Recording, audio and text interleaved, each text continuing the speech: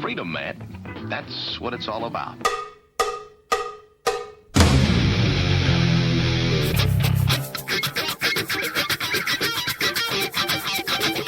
You've got to groove on freedom, like the good book says.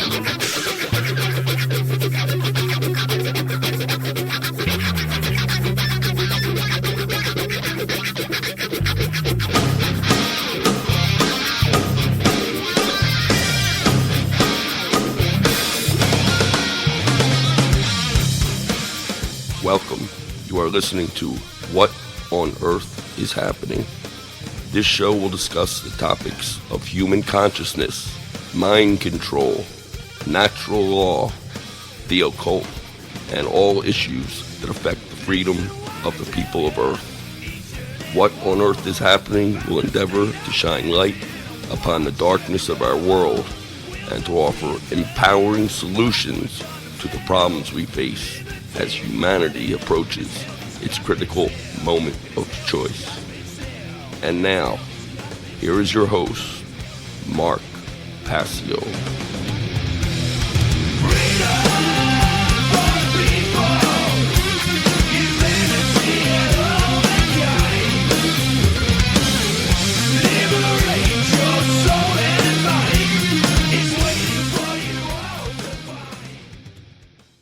Welcome one and all. You're listening to What on Earth is Happening right here on the Republic Broadcasting Radio Network.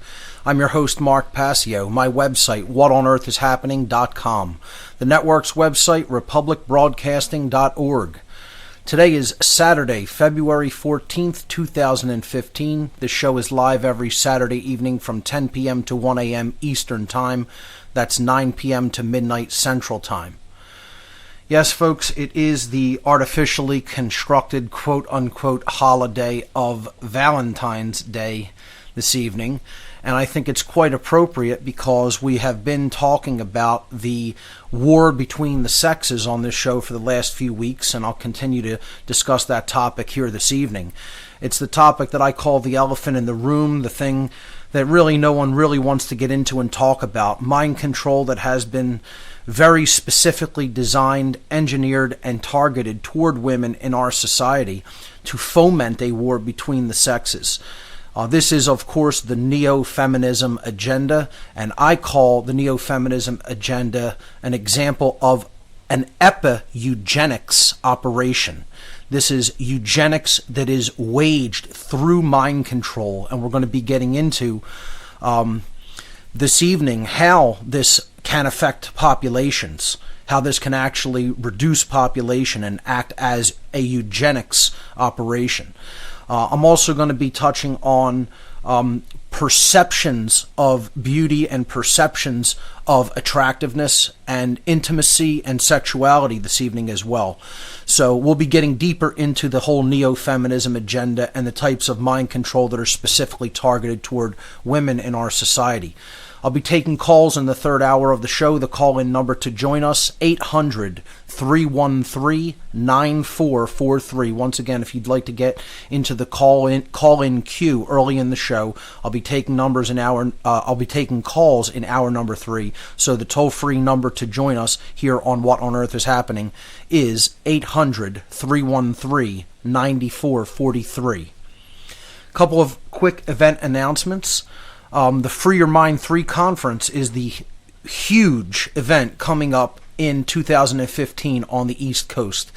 Anybody who is into matters dealing with truth, enlightenment, human freedom needs to come out and check out this conference because it's going to have the best speakers and it's going to be the biggest event of its kind. The Free Your Mind 3 conference is taking place April 10th, 11th, and 12th, 2015 at the Sheraton Bucks County Hotel at 400 North Oxford Valley Road in Langhorne, Pennsylvania. Langhorne is just outside the city limits of Philadelphia. It's a hop, skip, and a jump from the city. The venue is absolutely gorgeous, and we're expecting to see many more people than were even at the first two Free Your Mind events. Well, the first break is coming up, folks. I'll continue to tell people about the Free Your Mind 3 conference after these words. Stay with us. You're listening to What on Earth is Happening. We'll be right back.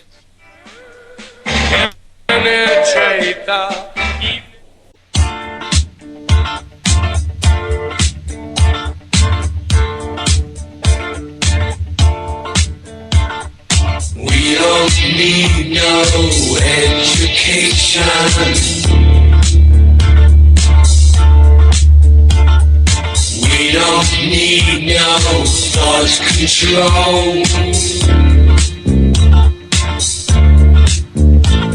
No dark sarcasm in the classroom.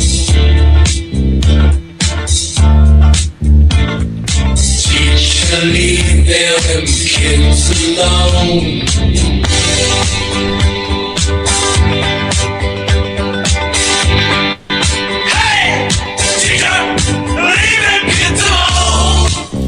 Welcome back, everyone. You're listening to What on Earth is Happening here on RBN. I'm your host, Mark Passio. My website, whatonearthishappening.com. Before the first break, I was telling everyone about the Free Your Mind 3 conference coming up April 10th, 11th, and 12th, just outside of Philadelphia in Langhorne, Pennsylvania. The speakers, the confirmed speakers for this year's Free Your Mind conference are as follows: Bob Tuskin, Clint Richardson, Curtis the Illuminated One Davis, Dennis McKenna, Derek Brose, Ed Fortune, the New Jersey Weed Man, Frater X, Freeman, Fritz Springmeyer, Jay Parker, Janice Barcelo, John Bush, John Vibes, Josie the Outlaw Wales, Laura Eisenhower, Lennon Honor, Luke Rudkowski, Mark Devlin, myself, Mark Passio, Stuart Swerdlow, and the Anti-Media Panel. There will also be a panel discussion group with many of the speakers from the event. There will be open mic night sessions at the end of the night for 5 to 10 minutes each speaker, going for about 2 hours after the conference each night. And then, the tickets are on sale now, and you should go to the website and buy your tickets in advance to support this great event, because that's the best way that you could help the organizers to bring the speakers to the event, to lodge them for the duration of the event, and to help pay for the conference venue. All of this is extraordinarily expensive. I mean, I tell people, look into what it really takes to put a conference of this magnitude on, and you'll understand that it's not done on the cheap. It's something that takes a lot of dedication. It takes a lot of time. It takes a lot of sacrifice of many, many, many free hours of work to get that accomplished, and it takes a lot of money to do it too, because there's a lot of expenses involved. The best way anybody can support this event is to buy your tickets in advance. So go and get your tickets now. It's coming up only in a couple of months. The all weekend pass is $150. That's the cheapest conference ticket price that you'll find for a conference of this size and scope anywhere. And for listeners of this show only, for listeners of What on Earth is Happening, I've been informed by the conference organizers they're going to do a new promotional code, a coupon code promotion through the end of February. So for the next 2 weeks until the end of this month, you could use coupon code Passio, that's Passio, my last name, for $15 off any ticket purchases of $100 or more through the end of February, through the end of this month. Go to freeyourmindconference.com to get your tickets now. freeyourmindconference.com. You don't want to miss Free Your Mind 3 coming up April 10th, 11th, and 12th, just outside of Philadelphia. I want to thank John from the Philadelphia Liberty on the Rocks group for hosting my special presentation that happened this past Tuesday on the Second Amendment here in Philadelphia. I gave a presentation called The True Meaning and Purpose of the Second Amendment. It went really well. It was a full house. It was standing room only. We really packed people into the cafe in Center City, Philadelphia. And I think they really learned a lot, and I think it went overall as best as I could have possibly hoped. And it was professionally video recorded with good audio quality recording as well. So I will be editing that footage and posting it to my website and YouTube channel very shortly. I don't want to give an exact date, but probably within the next couple of weeks, hopefully, depending on how my schedule and my time goes over the next couple of weeks. So look for that coming very soon. I think the presentation really hit all the marks that I wanted to hit on, and I think people who did come out really learned a lot from it. Also, be on the lookout soon. I don't have an exact time frame, but I have been informed that the Demystifying the Occult seminar is being worked on. The video is being edited as we speak, so that should be coming shortly as well, although I don't have an exact time frame on that. But that seminar is still going to be coming out, and I will be posting that also to my site and my YouTube channel, so stay on the lookout for that one as well. There are still some What on Earth is Happening promotional t-shirts available. To receive one as a gift in return for a voluntary donation to What on Earth is Happening, you could check out the top of the news section of the website, or you can click the first link in the latest news items on the left-hand side of the whatonearthishappening.com website. To find out, there's a little email link there. You could just click that, and it will open up your email client, so you could ask about how to receive a promotional t-shirt. I'll be making some new t-shirts for the Free Your Mind conference as well. A great new design, and I think people will really like that. And that'll be available at the Free Your Mind conference. I was going to attempt to get the What on Earth is Happening book completed and published by the Free Your Mind conference, although I think that's going to be a little bit too lofty of a goal. I'm hopefully targeting sometime mid-year. If I could possibly finish the editing by the time the conference rolls around beforehand and have enough time to get them printed, I'll attempt to do so. But more likely than not, I will not be able to have the books completed by the conference, and we're probably looking around mid-year, sometime in June, maybe July, by the time everything is really ready to go and is finished being printed. But I'll be announcing that, of course, here on the radio show and on the website. Finally, there is a donation button on the left-hand side of the whatonearthishappening.com website. If you feel you've received value from the information that I have shared on the site and on this radio show, please feel free to make a voluntary donation to help support my work so that I can continue doing this well into the future. All right, that being said, the topic for this evening is what we've been covering over the past few weeks, and I'll probably continue this for at least through this week and maybe into next week. If maybe I'll do an all call-in show at some point as well on this topic, because I think that always gets people thinking, and their questions, kind of offer a lot of feedback for how I'm presenting a topic, and many listeners will often call in and really bring up topics that I haven't even considered, and make a lot of very valid points. So, last week we got into this a lot deeper, and I was talking about neo-feminism as a prime example of the Hegelian dialectic. And this is something that I want to reiterate so people understand where I'm coming from with this. I am not trying to further divide anybody or pit men against women or take a quote-unquote side. What I am saying is that in a dialectical manipulation, it is only necessary for one side in that manipulation between two sides to set them against each other. It is only necessary for one of those quote-unquote sides to buy into the lie, to buy into the manipulation. Once that happens, then, they go on the attack, and then the dialectic works. It creates the tension. It creates that offsetting of those two sides off against each other. And this is what people don't understand, that,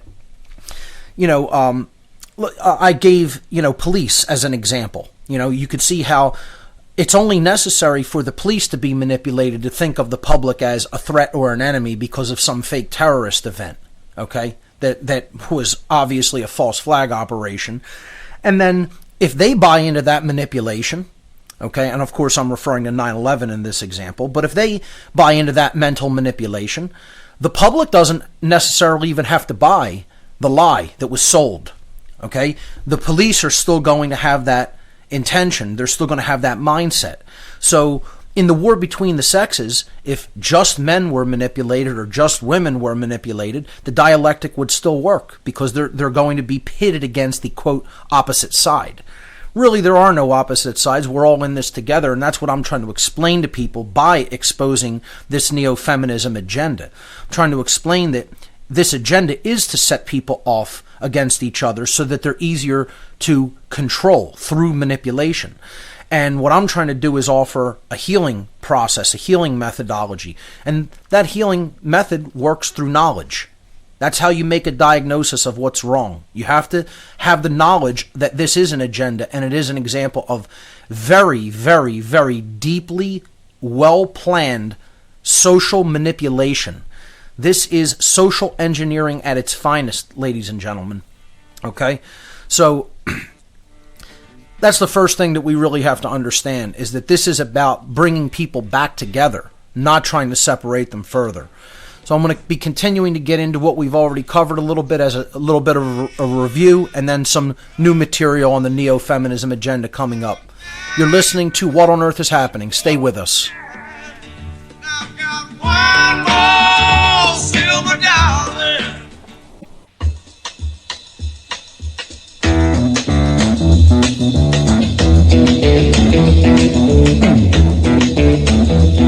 You know the day destroys the night. Night divides the day. Try to run, try to hide. Break on through to the other side. Break on through to the other side. Break on through to the other side, yeah. Welcome back, everyone. You're listening to What on Earth is Happening. I'm your host, Mark Passio. My website, whatonearthishappening.com.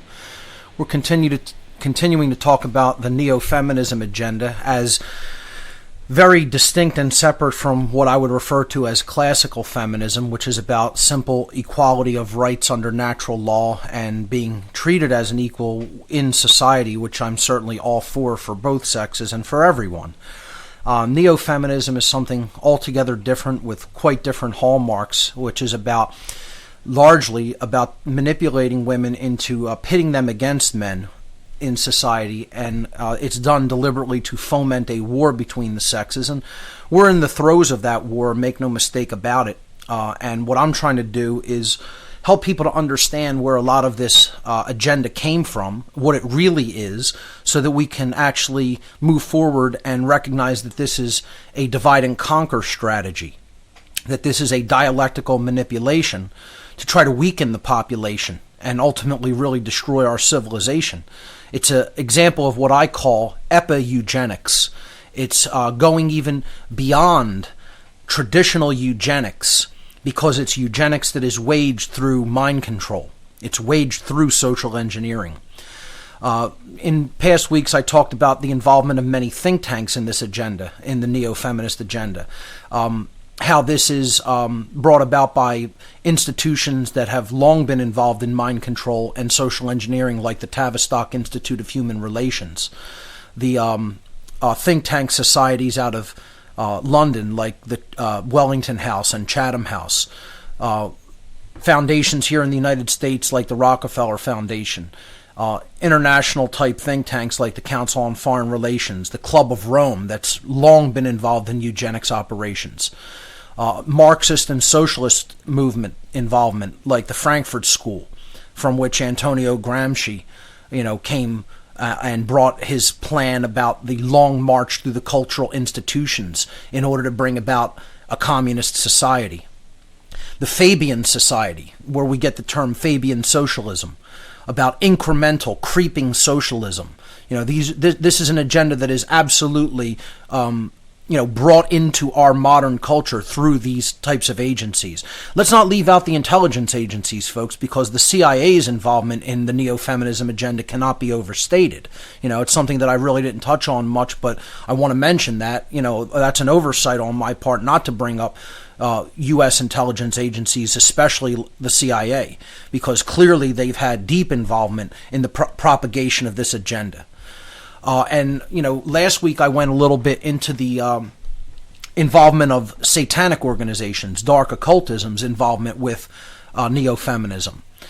I gave the example of LaVey's book, The Satanic Witch, as an example of the manipulation of men by women in our society, how this whole neo-feminism agenda is really a satanic mindset.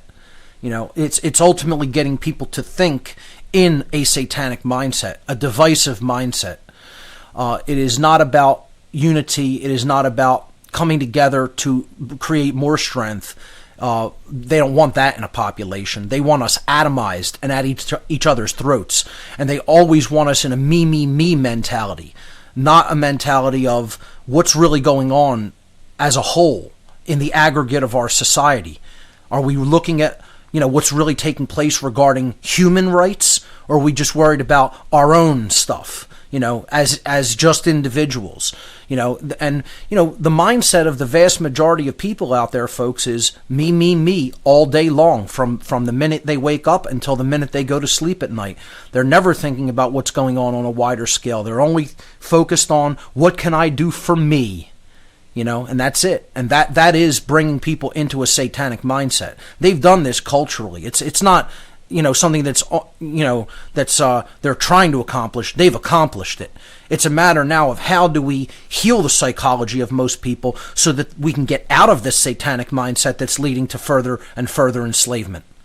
So, we got into that a little bit last week. I've been talking about the emasculation of men and why that's so important to destroy strong men in a society. Once you destroy strong men, and folks, I go out everywhere and I see the deep emasculation of humanity, of men within our society. It's appalling. It's appalling what most people think an authentic man is today. There are hardly any authentic men. There are hardly any authentic women. I mean, we've been turned into something that barely even resembles a human being, quite frankly. People can say that's harsh all they want, but it's true. This idea of the totally social engineered being, what the dark occultists often refer to as the new man. That's actually one of their names for it. This concept of we are going to mold people into the golem that we want them to be, the flesh robot, the flesh android. Get them only focused on the self and the selfish base interests. And, then they have the mind. And then once they have that mindset, they own your behaviors. People are out there not even understanding that most of their thoughts are not their own. And therefore, they've been turned into the, quote, new man, the new woman, the inauthentic being. We'll pick this up on the other side of this break, folks. Don't go anywhere. You're listening to What on Earth is Happening. We'll be right back.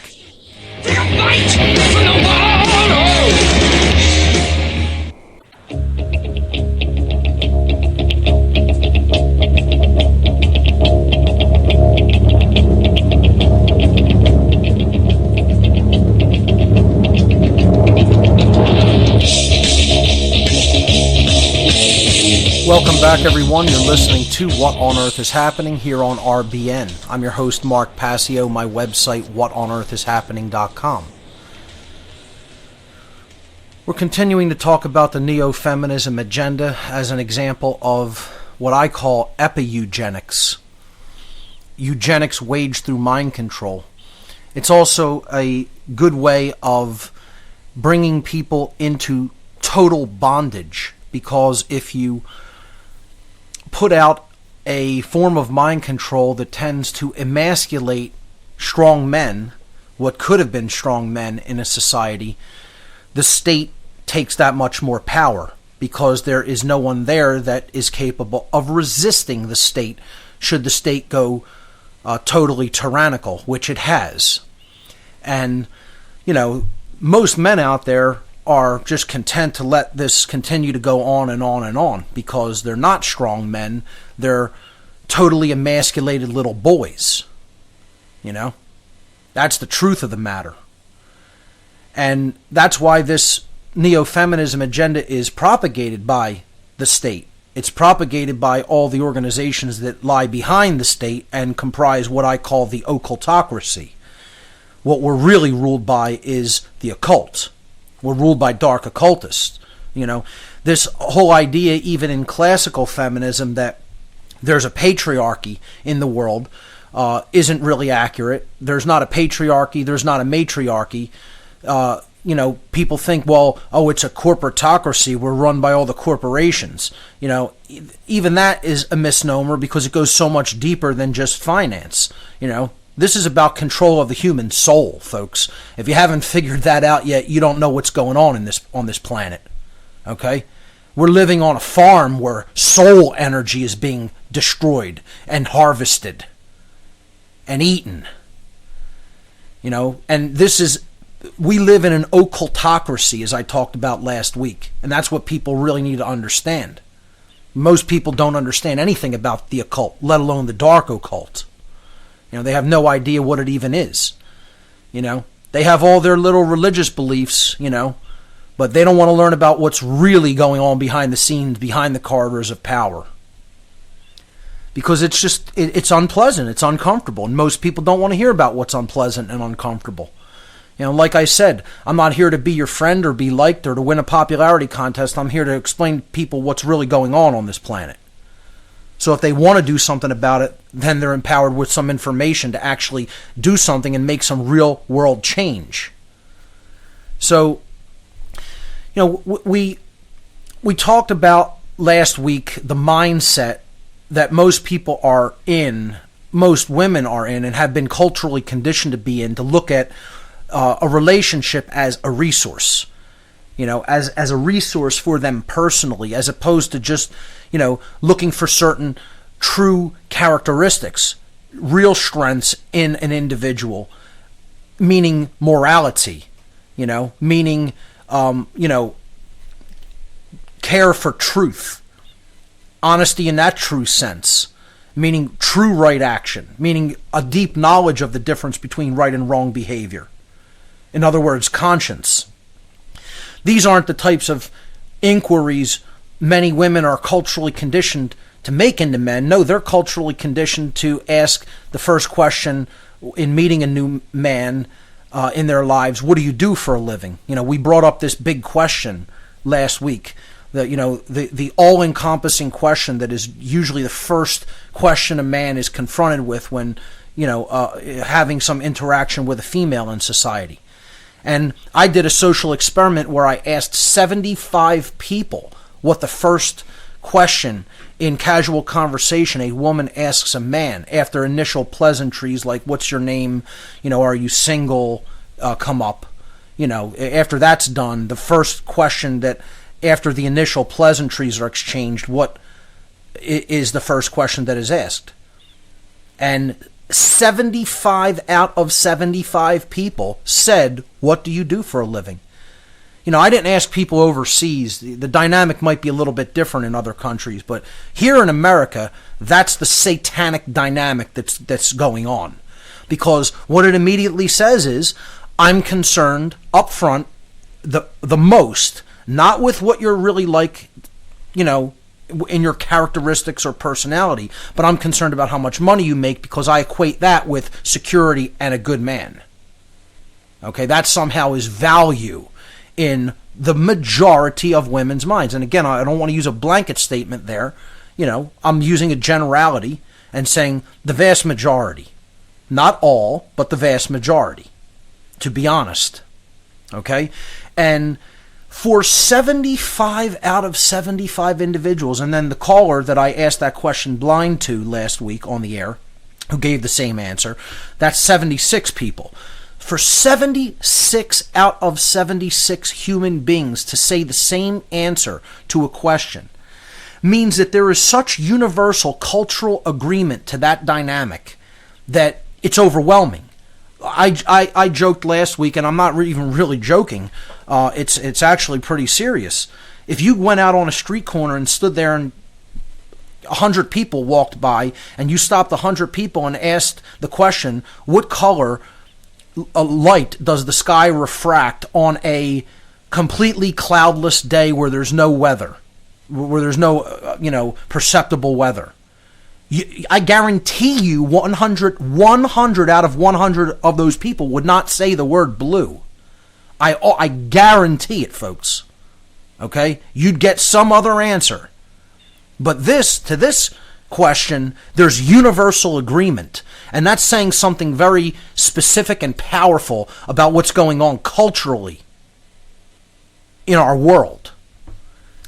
So this is the idea of psychologically being caught up in the idea of security and safety, and seeing money as that blanket for security. Not harmony with morality, not understanding and living in harmony with natural moral law. No, absolutely not. How much money do you make? That's going to provide, universal human security. It's this idea that value is held in one place and one place only, and that's in the bank account, in the wallet. And this is the problem, folks. This is the problem, that many women have been brainwashed and mind controlled and culturally conditioned to think of this as the primary source of value. And I mean, what does that say about where their value system is in the aggregate? Again, not every woman is like that, of course, but in the aggregate is what we're talking about here. If that was not true in the aggregate sense, you couldn't have that kind of universal agreement that that's the first thing that is primarily on a woman's mind. And it just goes to show how deeply rooted this cultural conditioning is. See, the problem here becomes, as I've also talked about in past weeks, which I also want to reiterate because of how important this dynamic is to understand. Many men, specifically men, will get caught up in the idea, the erroneous idea, the erroneous notion that this is simply the nature of women, that this is the nature of a human being, or at least the sexual gender of women in our society, that this is their nature. This is a problem because that's not the case. This is not women's nature to be like this. This is how cultural conditioning and mind control has gone to work on the females of our species over countless years to turn them into someone that values money above just about everything else. And I'm not saying, again, please do not put words in my mouth and saying I'm making a blanket statement that all women exercise those behaviors and traits and characteristics. I'm saying it's going on so widespread that it is absolutely the rule as opposed to the exception. Okay? So understand clearly what I'm saying. I am using a generality, but I'm not saying everyone is like this. And I'm not saying it's their nature. That's what I'm specifically trying to explain to people, that this is cultural conditioning. This is mind control. This is brainwashing. And it's not even just done by the occultocracy. Okay? This is done by parents. This is done by former generations and passed down to their children. And that's why I want to talk about the type of the type of man in society that women have been culturally engineered to find attractive or appealing. Because this is so important when it comes to who women choose to propagate their genes with, and therefore what the next generation becomes like, and how then that's propagated down through the future generations, and we arrive at a point where we are now. You have to understand this long-term dynamic. These people in these groups think long-term. They've been planning this for countless generations. Where people have been doing this who will never see the result of this because they're long gone from the world. They're playing a long strategy game of chess because it's all about their group coming out on top of humanity, not them individually. They're involved in what I have termed a mastermind. Hundreds, thousands, even millions of minds coming together and being focused on the same goal and putting things into the world through their willpower and their dark form of care, what they want to accomplish, their base desires, and putting their actions into effect in the field of play in the world to actually accomplish that agenda. And this gets propagated through countless generations. They're implementing a long-term strategy. Whereas most human beings, they don't see what's right in front of their face. They don't see down the line in the next 5 minutes. So, what I would like to really get into here today to take this in some new directions, we talked about last week not only about this whole value system and how there's, most women are taught, culturally taught to see money as the primary source of value. I won't use the word only, but the primary source of value in society, not real values, okay? And this expresses through what is known as hypergamy, which is looking to, quote, marry up in society, to find someone who has a lot more money than them, okay? And to try to, in other words, like marry for money, as opposed to marry because you really are genuinely into the qualities and characteristics of the personality of the person that you're together with. It's like taking this intimacy away from relationships and just making it about a social partnership, like a business, and it's a very dangerous game to get involved in playing, because what it's doing is it's weakening the moral fiber of an entire nation, of an entire people. Because again, as long as money is propped up and put up on a pedestal and up on a throne as the primary value of a society, and this is not just done by women when it comes to looking at men. This is done by mothers when it comes to looking at children, and fathers. Men are not separate from this dynamic.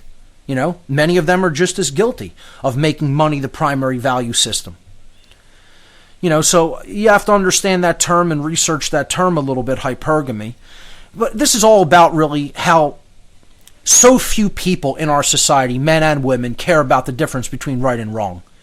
The first question I think should be asked when people are encountering new human beings that they don't know and haven't met is, do you know the difference between right and wrong? How about, do you know what's really going on in the world, and do you care? Those questions you don't hear asked, And it's often because most people want to ignore reality. They're brainwashed by religion. They're brainwashed by this new age belief system that's out there that, bring up the negative. Why do I want to deal with reality? Why do I want to look at that? Why do I want to look at all the bad stuff that's going on? That empowers it more. That's not how that dynamic works. You don't look at what's going on that's bad and negative and disempowering and that is being used to control people. You're going to get more of it because you're not doing anything to stop it. You're going to let evil run unchecked in the world. And that's where they have people. Me mindset. Money is the only source of value, and I don't care about the injustices that are going on throughout the world. I care about me and my own situation. And you know what that's called, ladies and gentlemen? That's called Satanism. I should know a thing or two about it, as I was a priest in Satanism for many years of my life. That's the mentality, that's the religion called Satanism. People want to insist this is about the worship of some Christian archetypal devil beast. No, it isn't. Satanism, that you could sum it up in a nutshell, folks. It's worrying about you and yours all day long, every day for your whole life, or the majority of it. That's called Satanism. You're only focused on yourself and your own gain. And that's where they have most people. And this is most men and women. But to be honest, I just see this dynamic really, really being sold to and bought by the majority of females in our society, unfortunately. This is why most marketing is geared toward women. Because they know that traditionally they were the people who, directed homes and provided the nurturing environments of homes. And so they're kicking into high gear, marketing toward women and using all of these archetypal mind control brainwashing techniques to get into the subconscious mind and make them want, in many cases, things that they don't need. It's approximately 85 or 86% of the entire economy is driven by purchases made by women. That's an amazing figure. That's an amazing number. It's about 85% of purchases. And so they're driving largely, not entirely of course, but largely the entire corporate economy with their purchases. What does that say about how effective the techniques of manipulation and marketing have been toward women? That number should probably be about equal. All things being equal, but they're not. Because due to the cultural conditioning and due to the way women have been brought up by their parents in many cases, and the former generations, they've entered into this mindset that is about money being extraordinarily important to them.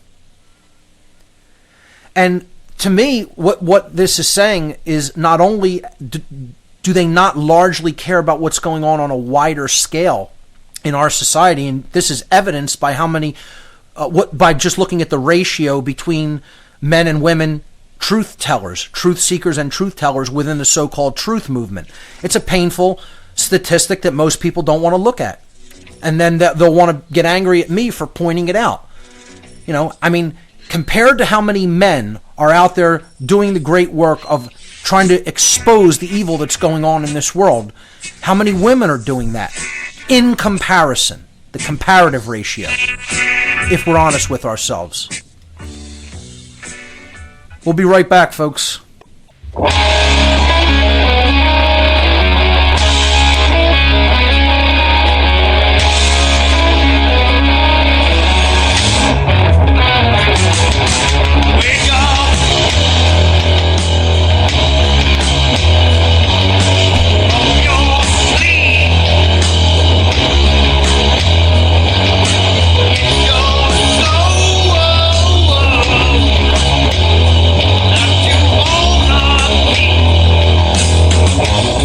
Welcome back, everyone. You're listening to What on Earth is Happening. I'm your host, Mark Passio.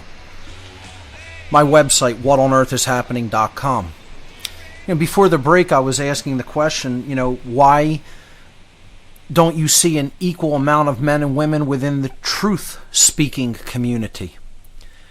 Clearly, there are many women involved, but if you look at the ratio, the comparative ratio, it has to be 90 to 10%, or if not, even more skewed. And, you have to ask yourself the question, why is that so? If women in our culture were just as concerned with truth, morality, equality under natural law, again, when we're talking about equality here, please don't make that in your mind seem like I'm saying sameness. All right. When I say equality, I mean equality under natural law. All of us being equal in our rights. So I believe in equal but not the same. Equal under true moral law, not man's law, but not the same. Meaning, of course, people will always have different characteristics, traits of their personality, talents, skill sets, etc. Nobody's going to be the same. That's very important to emphasize when you talk about equality between any groups of people. When I say the word equality in those instances, I'm talking about equality under moral law. Meaning everybody has the same rights everywhere and at all times and places.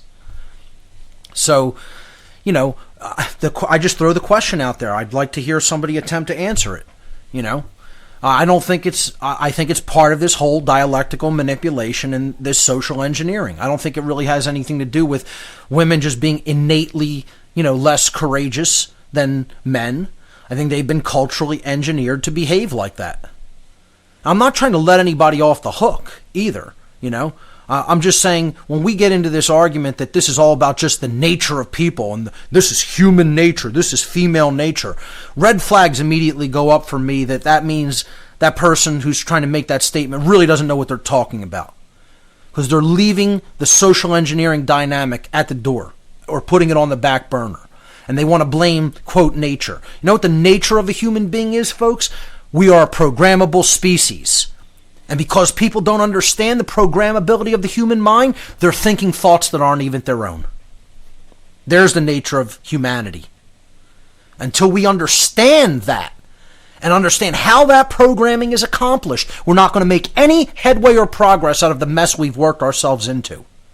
So get used to the slavery and get used to it getting a lot worse until you delve into those areas of human nature and human consciousness. As soon as I hear somebody say human nature is this or that, and they don't follow that by saying human nature is programmable. Therefore, this is the resultant human condition as a result of the programming humanity has already received. And the vast bulk of that programming is received in the formative years, the first 6 years of life. And it's put there by culture, it's put there by the occult controllers, and largely it's put there by bad parenting. We'll pick this up on the other side, folks. Stay with us. You're listening to What on Earth is Happening. We'll be back after this break. Searching for a reason, looking for a rhyme. No one knows that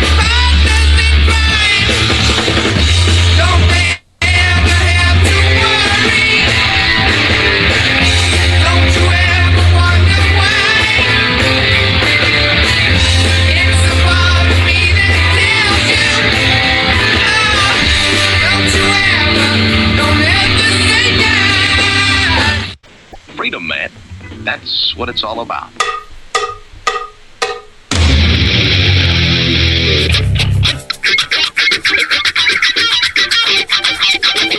You've got to groove on freedom, like the good book says.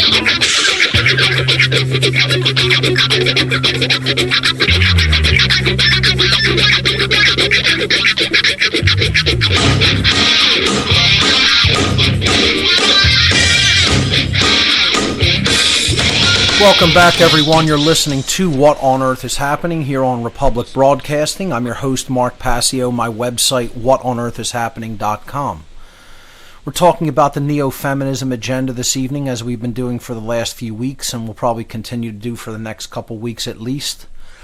I want to start to shift this in somewhat of a new direction and talk about the dynamics that have made the world the way that it is today. Because that's a huge part of this. And I want to talk about how this agenda is indeed a eugenics operation and how it limits populations, but more than just limiting the population slowly over time. What this agenda accomplishes is it limits true holistic intelligence within a population over time. Not only does it limit true holistic intelligence, it maximizes the kind of people that the occultocracy is looking for. It enables them to breed and pushes out people by limiting the genetics of strong, independently thinking people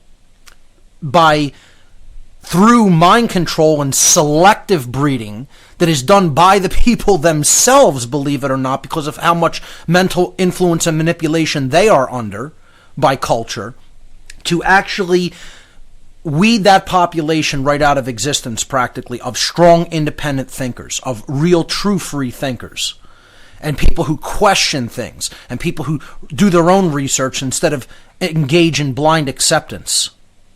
So it's a very critical dynamic to understand how it works, and it's also somewhat of a complicated dynamic. So you have to kind of follow me through here, because it's when you come out the end with this understanding that I'm going to try to give to people, you understand how epigenetics is really, epi-eugenics is really going to work on people in the world. Okay? So epigenetics means that you go beyond the genes. And this means you're entering into the realm of the mind and consciousness. Okay, and epigenetics, understanding epigenetics is a huge part of the solution to the problems that we face, because consciousness can trump just about anything that's going on genetically or physically. When you combine this understanding of epigenetics with eugenics, you get what I call epi-eugenics. Okay, and to my knowledge, I'm the first person that has coined that term. I haven't heard other researchers use it. I don't know if I am, but I think I may be. The whole point here is what you're doing is you're waging a eugenics operation, which is to control and limit and steer the population and decide who gets to propagate their genes, or who lives and then continues the next generation, and who does not get to propagate their genes. Okay? So eugenics is basically population control. It's not just population reduction, it's population control. It can be reduction, but largely it's determining what kind of traits and characteristics you want propagated in a society through the kind of genes that are going to be propagated. Okay? That's eugenics. Now, what I'm explaining that neo-feminism is it is an agenda that wages eugenics, meaning controlling which genes will be propagated in a society, but done epigenetically. Epigenetically, meaning it's done through the manipulation of the mind, as opposed to things like forced sterilization, or, the relocation of certain people, or the actual killing off of certain groups of people, or segregating people. It's not done through physical means. It's done through the manipulation of the mind, so that the population will actually carry out that eugenics operation upon itself. We'll continue with this analysis on the other side of this break. You're listening to What on Earth is Happening. Stay with us. These words are truly prophetic and appropriate, aren't they? You know, there's a wall between us and a river so deep, and we keep pretending that there's nothing wrong. There's a code of silence, and it can't go on. That's why I've broken my silence on this particular topic, even though I know full well going into a topic like I've been covering over the past few weeks on this show, I run the risk of alienating a large percent of my listening audience. Okay, I run the risk of being called a misogynist. I run the risk of, saying you're placing all of this blame on females in society. And it's none of those things, folks. First of all, like I said, I'm not here to win a popularity contest. I'm charged with telling the truth to people, putting the truth out there so people can empower themselves with it.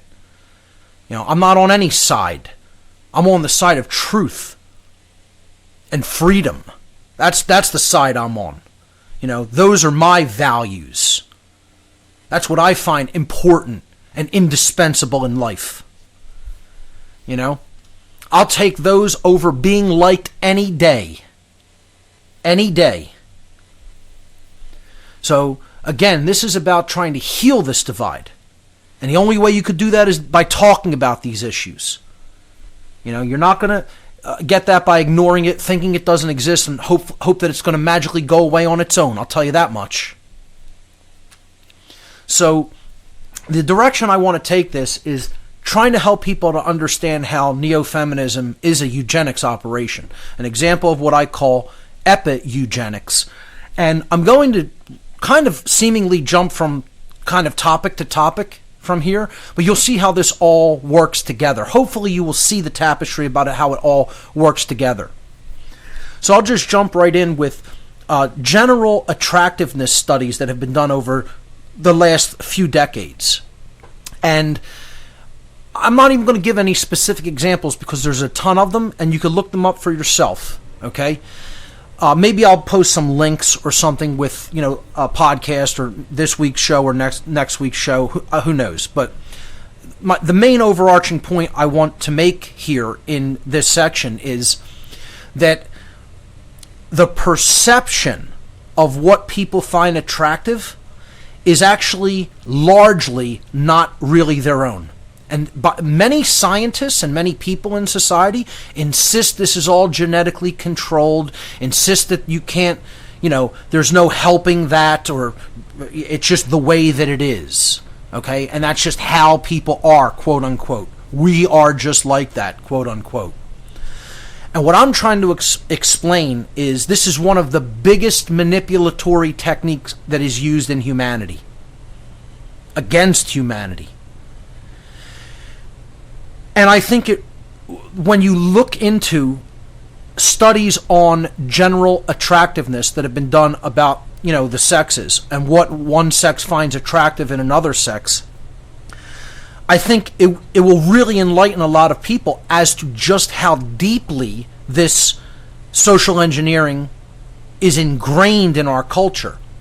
And once again, you'll have the people in the left brain scientism camp saying, this is just Darwinian evolution and natural selection and, survival of the, quote, fittest. Okay? And what I'm going to insist is absolutely incorrect. This is mind control. This is one of the most blatant and purest examples of mind control that you will ever find. And I'll tell you how one of the main ways you'll know. And you can't always just use this standard, okay? When things are so skewed to one side, there's mental manipulation going on, folks. I mean, completely skewed way off the median, way off the norm. There's nothing natural about that. When you get 100% of people to say the first question a woman asks to a man is, what do you do for a living? To answer that question like that is so universally agreed upon, that's not nature, that's mind control. Nature strikes a balance and often forms a happy median. Not so when social engineering enters into the picture. That's what pushes things all to one extreme, to one unnatural direction. And I'm going to try to, through this section, try to explain one of these dynamics. And we'll see many other instances of this as we move forward with this explanation of how neo-feminism is, in fact, eugenics. If you can manipulate what one gender finds attractive in the other, you're well on your way toward being able to steer how a population propagates. And let's mince no words and make no mistakes about it. Women decide in our society which genes propagate because they are the ones who are deciding who they breed with, period. I mean, it's an inescapable conclusion. Therefore, you have to ascribe responsibility for how the culture has propagated, how humanity has propagated to the female of the society. Now, I'm not saying they bear the 100% total responsibility for that, but a large amount of it has to be placed upon their shoulders, because they have, through whatever manipulation happens to be in place in their mindset, decided who to breed with, and therefore which genes get propagated in a society, and then how those future generations will actually be raised, because the value system that is shared between them and the men that they chose to breed with and propagate children with is then passed down to the next generation of children. I mean, this is just a simple, logical, inescapable truth. That is how genes get propagated in a society. And that's how value systems get propagated mentally in a society. And the occultocracy, the occult controllers, know this. And therefore, very wisely, from their point of view, from their manipulative point of view, from their strategy, it's a wise move then to very significantly target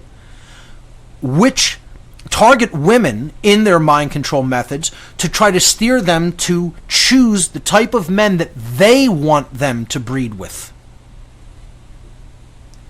Therefore, they can control how the gene pool propagates down to the next and future generations. And they only need to get a few generations, which they've already done, in order for it to just take on a seemingly natural progression and propagate on its own, by rote. Then you have that self-fulfilling prophecy, type thing where they can even back off a lot of their influence, and people will just do it to themselves because they think they're thinking their own thoughts, and then they pass down those erroneous notions down to the next generation and the next and the next.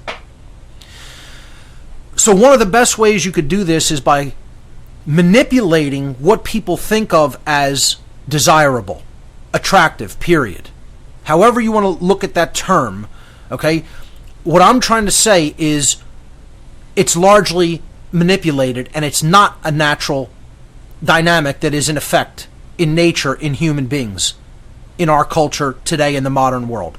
This is a manipulated dynamic, and I think modern attractiveness studies that have been done by many psychologists and social scientists display this perfectly. How these studies generally work, and again, you could look these up on your own, or I could maybe post a couple of links because there's many of them. How they work is they'll take a group of just men, and individually they will isolate them. Let's say you have 100 men. Or let's say it's a bigger study, there's 1,000 men, okay? And you're going to isolate them in a room by themselves one at a time. And they put a screen in the room, no other distractions, just a projection screen, and they project images of women from all over the world, every culture, every walk of life, just about every age group, every social income bracket, social status, however you want to look at it. It's a wide swath of, people from all different walks of life, of women from all different walks of life. And individually, the men are asked to simply give a kind of a yes or no answer of, do you find this woman that you're seeing on the screen acceptably attractive. And it's not like for long-term relationship or marriage or anything like that. It's just general attractiveness. I'll continue to explain this on the other side of the break. You're listening to What on Earth is Happening. We'll be right back.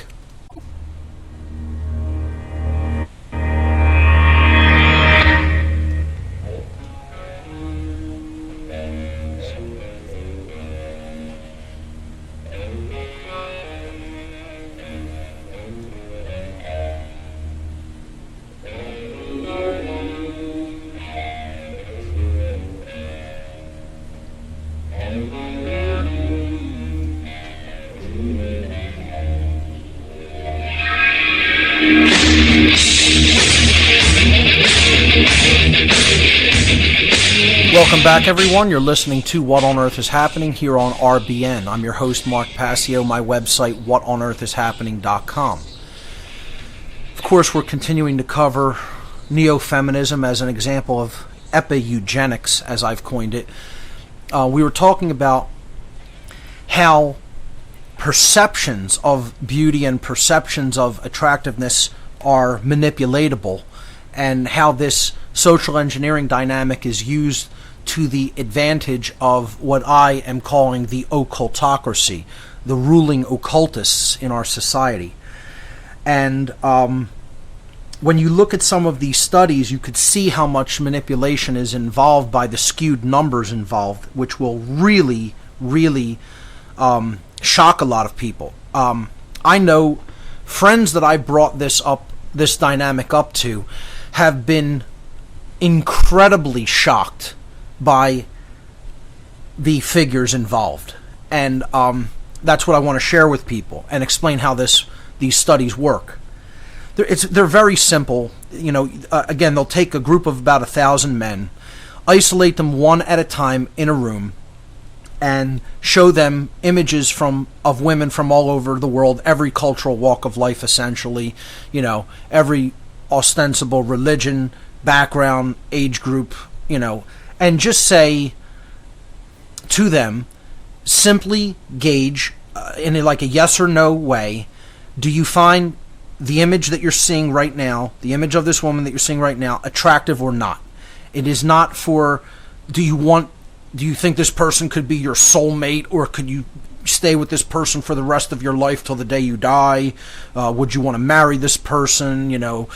Nothing like that. Not even long-term relationship type things. Okay, it's just saying physically, do you like the image of this being? Period. Do you find it attractive? Do you find it desirable? Do you find it pleasant, pleasing? Period. That's it. Now, what they do after they do this with literally hundreds of images, if not thousands, okay? And when that's done, they take basically a percentage. So they do it with one guy, right? And let's say he said he found, out of the, let's say they showed 500 images and he said 300, or let's say he said 400 were attractive and 100 were not attractive. That would be 80%. Okay, if he found 250 attractive, 250 not, that would be a 50%. Okay, and then they do this with all the guys in the study, and then they average the numbers. So you get an average percentage from all of these thousand people of the average percentage that the men as a group found attractive in all the women that they saw. Okay, and when they do this with men and show them these images of women, the numbers are approximately somewhere between 79 and 80%, around 80% of the women were seen or perceived as attractive by the whole group of men in the aggregate, approximately 80%. So that means, in general, as a generalization, the body of men in a society find approximately 8 out of 10 females acceptably attractive. Now, you could say maybe the number's slightly less than that. You could it could go, there's a margin of error that could go either way, a couple of percentage points, but around the mean of very high 70s to low 80%. All right, so think about that. That's saying that men, in general, think that the majority of females are reasonably attractive or reasonably acceptable in their appearance, period. That's it. It doesn't say anything else. It doesn't say, that, again, they would want to spend their entire lives with any particular people that they were shown, or, they thought it says nothing about the personality types. This is a study in physical attractiveness, very simply. Okay? Now, when this is done with women, you see an entirely different dynamic emerge. So the same thing is done. 1,000 women are selected for the study.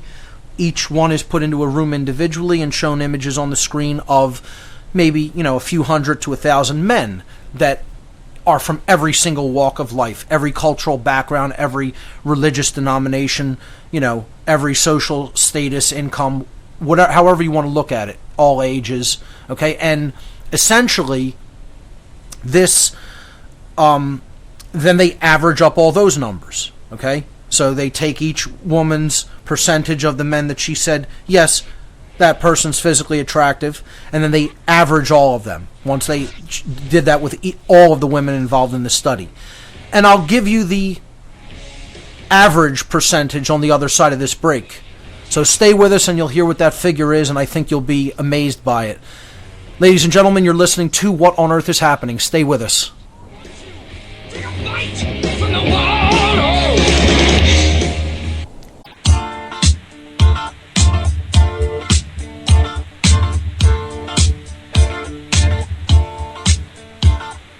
We don't need no education.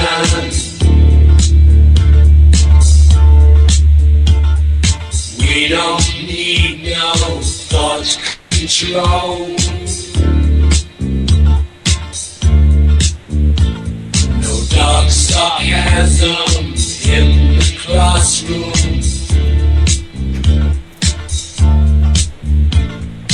Teacher, leave them kids alone.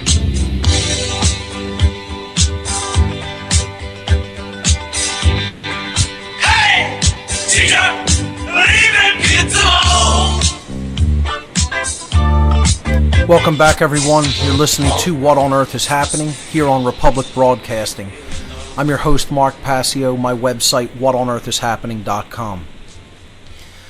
So, in the last segment, I was explaining how a lot of these attractiveness studies that have been done to determine, in the aggregate sense, how men and women differ in their perceptions of what they find attractive or appealing or, acceptable in physical appearance differ, and how this is a very specific example of one of the ways that human perception is manipulatable, and how this works toward the advantage of the social engineers. And I'll be getting into that. But we were talking about that men, in the aggregate sense, in these groups, found approximately 80% of the women whose images they were shown in this study acceptable. And when they did the same thing with women and then averaged the percentage of the total amount of men whose images they were shown that they found physically attractive or physically acceptable in appearance, the number was less than 20%. Yes, less than 20. We're not even talking about 50 or 40 or 30. Okay? The average numbers were approximately between 18.5% to 20% in different studies that were conducted. Which means less than or approximately 2 out of 10 men in our society are considered by women to be reasonably physically attractive. And again, this has nothing to do with relationships. This has nothing to do with personality characteristics. This has to do with simple physical appearance. Less than 2 out of 10. Now, upon seeing the results of these studies, I don't immediately my mind does not go to the place where most other people's mind goes to. Now, I'll tell you where their mind goes to, which is completely incorrect, erroneous thinking.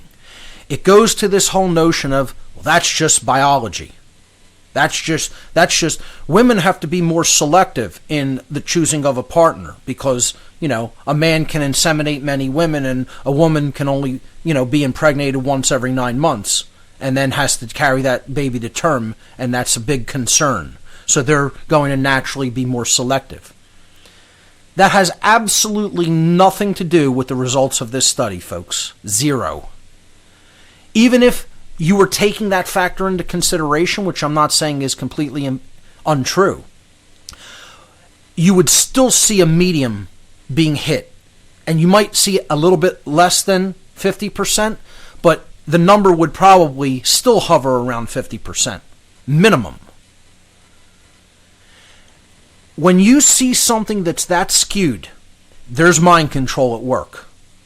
Without any question. This is social engineering at its finest, because what the social engineers want is to be able to control population, and more specifically than that, what they want is to be able to control what kind of person propagates their genes and what kind does not. So, one of the best ways to do that is to manipulate what a certain gender, namely the gender that propagates the genes through their choice of who to have sex with and therefore who to breed with. If you can manipulate that mindset, that perception of what is considered or deemed attractive, and then propagate that notion socially, culturally, in a widespread way, you're well on your way to being able to manipulate who breeds and who does not breed, which is what eugenics is in a nutshell. And what they want to put forward to most women in society as to what is attractive is the emasculated male. This is what you see propagated in magazines. This is what you see propagated on television shows. This is what you see propagated in many movies. Not all movies. Hollywood is still kind of like a big divide going on between the dark sorcerers who are telling their tales and weaving their mind control tactics, and there are still some people who are telling some really powerful positive allegories out there. Just as a brief aside to this, I did go to see Jupiter Ascending, which I was somewhat disappointed in the direction that they took it. I thought this was going to be about there was some info, very good info put in there about the real history of Earth and how Earth is a farm owned by beings that are not quite fully human. This notion was interweaved into the storyline, but with this good, promising storyline, they really took it off in the direction of like a romance film kind of. What I did find that was very well done, or at least somewhat well done, is since the main character was a female, the Jupiter character, not to have any overt spoilers, but if you don't want to hear any minor spoilers, then don't listen to this part. She has to make a choice in the film. The film is all about her individual choice. She has to make a film about getting out, either staying in me thinking and only caring about her and her own life and her family's lives, her immediate family's lives, or taking on a wider level of consciousness and a wider perspective about what's actually happening to the human species, the human race, who are being bred like cattle for harvesting. And she has to make a decision whether to stay in that selfish mindset or to come out of that selfish mindset and develop true care for all. In other words, to come out of what you would consider philos form of love, which is familial type love, and to move to agape type love, which is care for all, care for the well-being of all beings. She does make the right decision in the film, which is, a positive aspect of it. I thought the premise of the film was great. I thought the implementation of the film was weak. And I was kind of disappointed by the Wachowskis' implementation of it. But that's all I'll say about that in my brief aside. I think it's still worth kind of checking out. So, going back to these attractiveness studies, when you can manipulate an entire half of the population to only see a very, very, very limited scope of people in that society as attractive, okay, or as somebody you even would want to kind of be around or have dealings with, you're already steering the ability of many people within that society to propagate their genes at all. And this is borne out in genetic studies. This is not just speculation. This is not just me saying I think it works like that. If you look at genetic studies about ancestry, about human ancestry, you find that the human species has largely been propagated by women's genes. In other words, more women propagate their genes than men propagate their genes. I know that sounds strange because you would think, it would have to be a 50-50 figure, but that's not how it works. Okay? What it means is that at any given moment, in general, only about 20% of men are actually worldwide are impregnating women. And therefore, approximately 2 out of 10 men propagate their gene downward into the gene pool stream in the future. Whereas approximately 80% of women are propagating their genes down into the gene pool. So when you look at why society has turned out the way that it has, again, you could say this is a harsh judgment, but you have to firmly look at the role of women in who they have chosen to propagate their genes with. Now, when you combine attractiveness studies that have been done between men and women and how they wildly diverge, and again, there are people who will staunchly stick to this genetics, Darwinism, survival of the fittest crap when it comes to that, or then go to the false argument that this is just human nature, okay? They're completely ignoring social manipulation. They're completely ignoring social engineering. They're completely ignoring mind control. They're completely ignoring the role of advertising and placing images before people. Look, folks, within Satanism, believe it or not, okay, I'll bring up a topic here that I didn't really plan on talking about, but it comes to my mind when we talk about studies like this. There's something that has been put forward in certain satanic groups or certain satanic philosophies called crystallization inertia. And when it comes to sexuality, this is something that I think people should be aware of and look into. When someone is young and they're exposed to certain imagery, it takes root in the subconscious mind. And people will think, well, preferences, sexual preferences, attractiveness preferences, things like that, are just ingrained and they're just part of somebody's DNA. I'm trying to explain to people, no, they are not. They are largely socially conditioned. Okay? They're driven by social engineering. They're driven by the types of images people are exposed to at young ages. And even if you look into this concept within Satanism, believe it or not, that's what I'm trying to say is, even within any other ideology, you could find things that are true. You could find things that are worthy of investigation and study. Just because some Satanists have talked about this concept doesn't mean that people shouldn't look into it. It's called crystallization inertia, but in some groups, like the Church of Satan, they use the term erotic crystallization inertia to talk about how sexual preferences are developed through exposure to certain visual stimuli, often at young ages.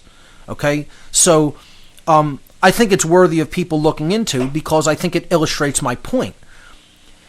Through advertising, through media, okay, through television, through magazines, through movies, people are being influenced from young ages to decide what see certain things as attractive and other things as not attractive. And that gets rooted into the subconscious, and that gets taken with people throughout their lives. It's programming. This is what people don't want to understand. They want to understand that they don't want to understand that we are a programmable race. We are a programmable species. And that's a very uncomfortable thing to them to look at, because then they have to start looking at, well, who's doing the programming? Who's allowing bad programming to come in? Who's propagating bad programming? See, then responsibility comes into the issue, and that's why people don't want to look at this. You know? So, this helps to illustrate the point of how attractiveness gets ingrained into people, often at very young ages, and that sticks with them subconsciously throughout their life. Well, that imagery has to be being put out there by someone. And these cultural engineers are using to steer the mindset of human beings, particularly women. Again, because they know they're the ones who are ultimately responsible for the propagation of the gene pool, for the choice of which genes get propagated through the gene pool. And again, look into these genetic studies. If you don't believe me, look into them yourself. Look into, genetic studies show that, more women have propagated their genes over time than men. And you'll see that it's true. And again, maybe I'll post some links with the show. Okay? So, this is one of the topics that I want to explain about how this is a eugenics op. Now, how that works then is, out of the very small percentage of males that many females even find acceptable mentally, okay, the females mentally, through their perceptions, find acceptable to even socially engage, let's say, okay, at all, then you're going to have a smaller percentage within that 20% or so, and it'll, of course, women aren't just going to interact with those 20%, okay, socially. It'll be a much larger number that they interact with, but the studies show that they will generally wish to engage any further relationships with about 20% of males, because that's what they even physically find attractive. Then they'll weed that down by what they're looking for beyond just looks. And then that comes into this dynamic of hypergamy, and it brings in the dynamic of, well, what is their communicated value system that they've received from their parents and the older generations, and then how are they going to interact with this smaller percentage of males that they have already kind of weeded down from the bulk of the male population. And then they're going to say, well, moving forward into the future with more serious relationships or long-term relationships, they're going to find the people who have those social characteristics that they find attractive and move forward with those individuals. So you're really talking about an even smaller percentage of men. So, what is happening as a result of this limitation within the perceived value, attractiveness, and value of men is you're actually seeing population reduction happen. And people will say, how could you possibly say that? The world's more overpopulated and tighter numbers of people than it's ever been. Wrong. The world is not overpopulated. This is more social engineering and mind control. Cities are largely overpopulated and stacked with people because they're concentrated focal points for populations, whereas we don't have distributed populations over the land. This could create the perception of overpopulation, and they want that because they want people on board with eugenics. Again, it's what I call mini-me Satanism. They want people thinking satanically. People who think satanically and agree with the tenets of Satanism are more likely to be manipulated and socially engineered and controlled if they get people thinking in a lower level way like the real occultocracy thinks. We're going to talk about declining birth rates in just about every westernized country on the other side of this break, folks. Stay tuned for that. You're listening to What on Earth is Happening. We'll be right back.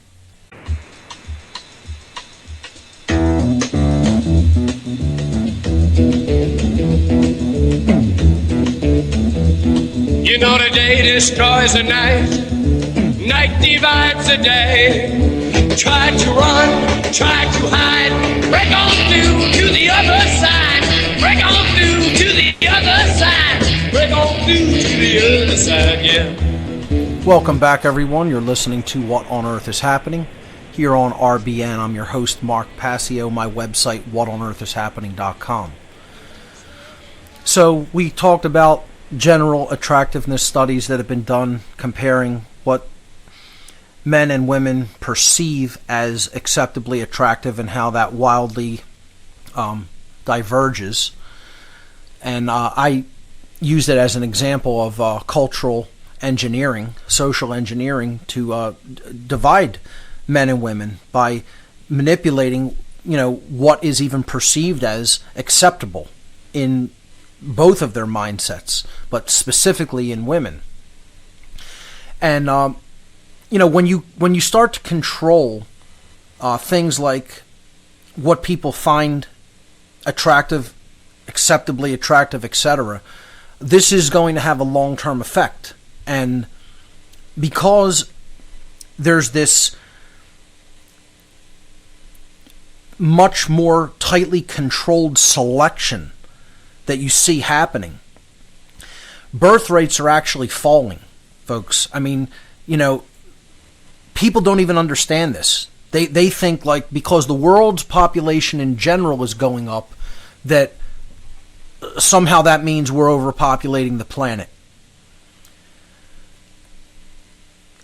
The population rate is rising in destitute areas and destitute countries.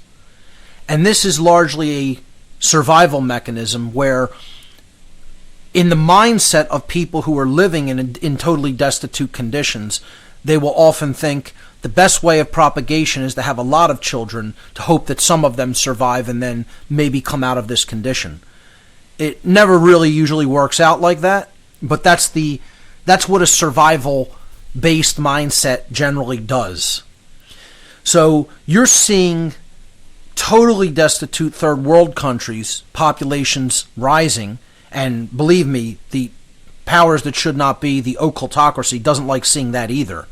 They want to conduct harder core eugenics on those people, largely through, the kinds of poisons they want to hit the children with when they're as young as possible, or just hit them with genetically modified food that's going to reduce their fertility. That they're going to a more hardcore type of eugenics when it comes to that. In westernized societies, they're using these epigenetic eugenics techniques, what I call epi-eugenics, which is waging this war of weaning down the population by getting the population to do it themselves, because they're thinking thoughts that are not really their own and believe that they're their own thoughts when these thoughts have been socially conditioned into them at very early ages, often in their formative years, through media. And also through the propagation of those forms of mind control through bad parenting. So I want to give some figures at the top of the next hour before we start taking calls, just to complete this section. We'll continue this next week on what the actual birth rate here in the United States actually is. And you'll understand our population is going down, not up. We'll pick that up on the other side of this break. Folks, you're listening to What on Earth is Happening here on Republic Broadcasting. Stay with us. We'll be back.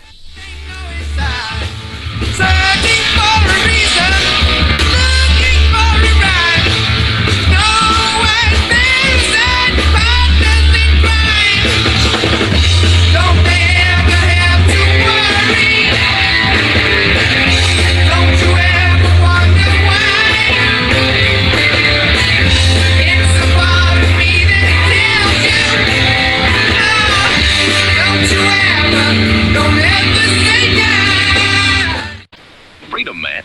That's what it's all about.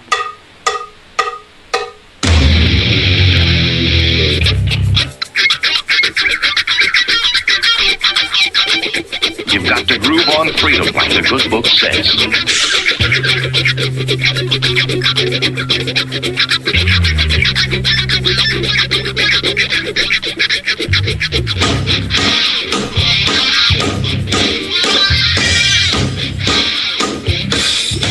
Welcome back, everyone. You're listening to What on Earth is Happening here on RBN. I'm your host, Mark Passio. My website, whatonearthishappening.com. We're into the third hour of the show for this evening. We're talking about the neo-feminism agenda, how it is a methodology of eugenics, and it's what I call epi-eugenics. Eugenics waged through mind control. I was getting ready to talk about declining birth rates, particularly in Western countries, and all you got to do is type into a search engine, birth rate figures, and you'll see that the birth rate is below the necessary requirement to propagate the population, to maintain a steady number, to maintain, a population that's neither rising nor falling. You need a 2.1 birth rate, which means that you have 2.1 births per 2 people. And the reason you need a little bit more than 2 per 2 is because there's unnatural deaths that happen, in society, and that accounts for, a slightly higher death rate. So the birth rate has to be at about 2.1. So it's slightly above a natural, death rate at the same time as people are born. So the birth rate has to be 2.1 per 2 people for the population to maintain a steady number without rising or falling. Currently, the birth rate in the United States is approximately 1.84 to 1.85, depending on whose numbers you're looking at. That is well below the rate that is necessary to maintain a steady population. So the actual population overall within the United States is falling, not rising. And if you look up just about every other, quote, westernized country, okay, industrialized country, the figures are approximately the same, if not worse, than the United States. Some of them are, in many cases, lower than 1.8. The United States is right about in the middle of 1.8 per 2 people. Again, depending on whose figures you accept. But recent numbers have shown approximately 1.85 is the birth rate in the United States. So we don't have an overpopulated world. We have overcrowded cities. And that's how the occultocracy wants it. That's how the occult controllers want it. They want people crowded into regions where they could be easily herded and controlled. They don't want them being around nature, a natural environment, and they want to try to wean this population down as much as they can, but moreover than that, they want to take out the qualities and characteristics within the population that they do not want propagating. And therefore, they have to propagate the notion of attractiveness to the female who chooses who to propagate genes with down to the next generation. They have to make the acceptability or the characteristics for attractiveness be ones that are go hand in hand with the propagation of this immoral system. In other words, men that are acclimatized and go along with and agree with the corporate world. Okay, and this is why they have to ingrain into women that money is so important, that it's the number one important thing, that it is the source of value, that it is the source of security. Forget morality. Forget ethics. Truth, what's that? Who cares? Reality, couldn't be bothered with it. It's working splendidly, folks. And the population is actually dropping as a result.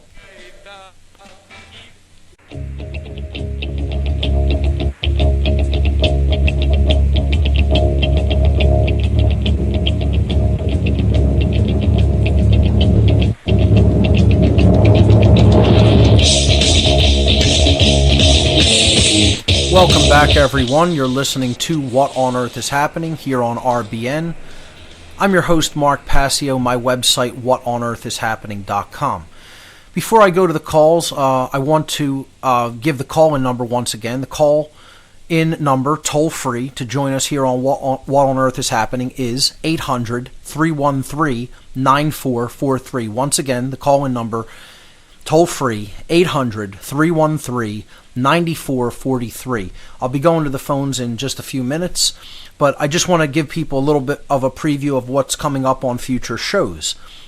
So, of course, I'll wrap up the topic there, unless, we go into a lull with calls, then I'll jump back in with some more material. But, I concluded there in the last segment with the falling birth rates in westernized countries, which are easily, able to be looked up on any search engine and confirmed.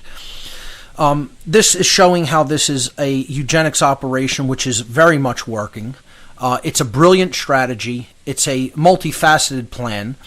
I don't expect anybody to understand all the facets or intricacies of the plan by just listening to one show. You'll have to understand this section of neo-feminism in its totality by listening to all the shows I've done on this topic, but then compare it and contrast it and put it into the larger puzzle picture with all the other things that I've covered since day one on this radio show, which is why I always recommend listen to the show in order from number one at your own pace, because it is a tapestry of information. And you can't build the things in the later sections without building a firm foundation at the beginning. So this is a stepwise, progressive initiation into knowledge and into the truth about what's really going on in the world and how this society is 100% completely manipulated and controlled. And that's done through social engineering, or otherwise mind control. So I'm going to take this topic into it's so necessary to destroy sex drives, and propagate a genuine lack of genuine intimacy in society. That's another big part of what's going on that's fomenting the further war and tension between the sexes in society. You also want to take one side if you're the government or you're the controllers, because that's also going to drive a wedge further in between men and women. And we could look at some of the ways that, women kind of are benefited by government and benefited by the whole immoral system that's propagated up around us, and how many of them like it like that. They like to take advantage of those, quote, perks and see government as a protector or a daddy figure. And this always comes from parental abandonment issues. Just like all the people who want the nanny state have mommy issues, the people who want protection by this immoral institution called government often have daddy issues. So, we'll talk more about how this fits into parental abandonment issues as well, because that cannot be overstated. Destroyed sex drives through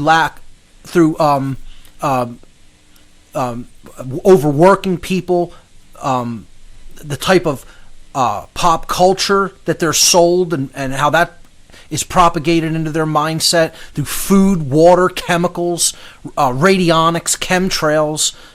All of that goes to work on people's libido as well.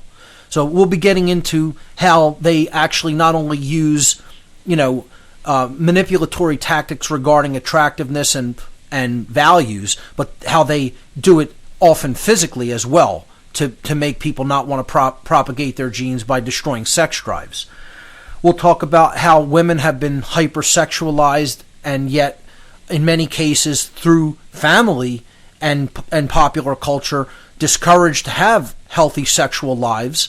I'm going to get into sex being used for manipulation, social media's role in the further dividing of men and women, because people can't see how that's going on in many cases. They think it's, made people more social and brought people closer together, when in fact it's actually driven quite a wedge between people. And we'll talk about men's reactionary movements toward what has been done and how women have been conditioned in our society, and men's reaction to that. What has been, we'll look at, certain attitudes within like MRA, men's rights activism movements and things like that, the MGTOW movement, which stands for men going their own way. This concept called the sexodus, which is another big thing about like men dropping out of society, not even wanting interaction with women as a result of, this dynamic that I've been talking about of the neo-feminism agenda. So this will be coming up on future shows. I'll be getting into all of these topics and more. Probably take at least another couple of weeks to go through it, but like I said, this will take as long as it takes because I think it's such an important dynamic to deeply understand. So I'll stay on this topic for as long as it takes to thoroughly, to my satisfaction, cover the issues that I want to talk about. After that, I'll be going I'll probably be giving my presentation that I just gave at Philadelphia Liberty on the Rocks, called The True Meaning and Purpose of the Second Amendment. I will probably take a whole show and give that presentation in an extended form live on the air with slides. Even though I'll be posting the video of it, I'll probably do it as a radio show, an extended podcast with slides. So that's coming up because I want to re-emphasize the importance of gun ownership rights and re-emphasize the importance of the Second Amendment in general. I'll probably be doing an entire series on the occult history of Nazism, of the religion called Nazism, in a future show, and going into all the occultists who fomented that religion and brought it to the forefront in the early and mid part of the 20th century. So that'll be a series coming up on what on earth is happening. And then I'm going to go back into solutions in future shows and talk about what I feel is a social informational warfare technique. A social informational warfare technique that, to my knowledge, I have never heard proposed by anyone. And I have a name for it. I call it Maven targeting. Maven targeting. I'm going to try to make this popular. I'm going to try to spread this to as many people that have the capacity to understand what it is and how it might work in society.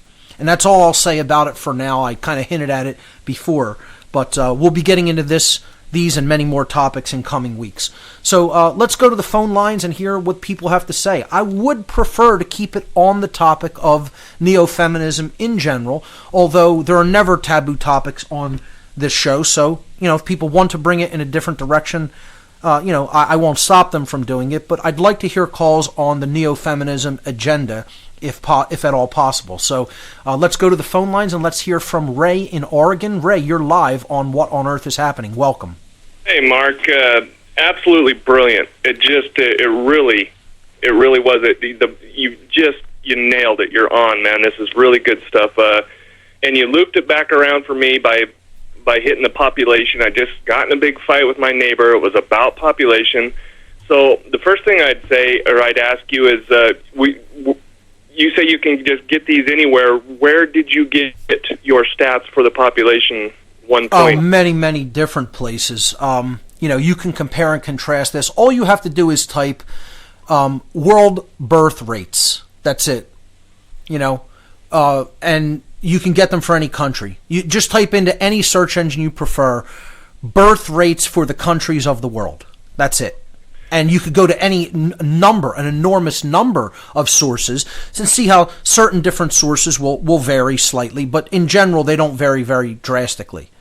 And the United States, I only have one in my notes tonight, in the notes that I was taking when I was preparing the show.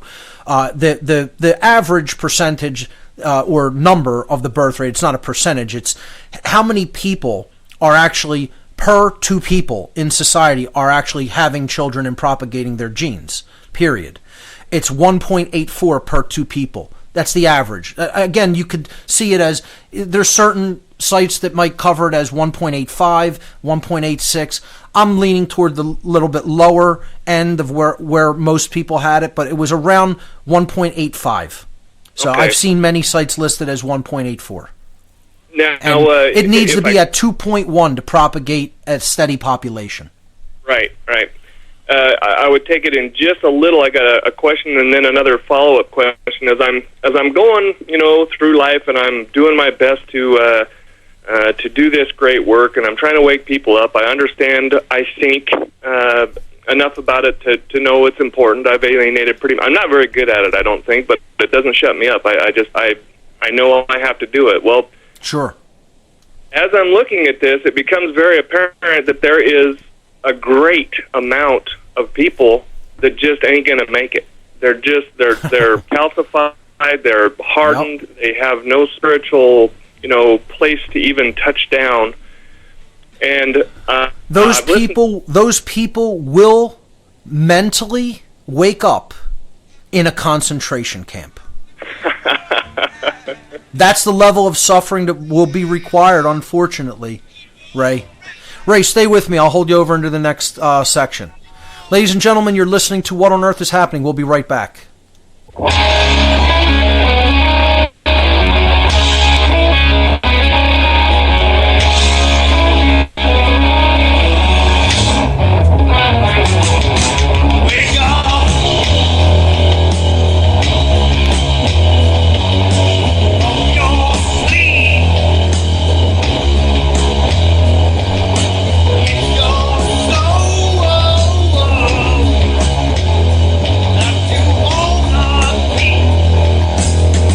How appropriate, folks.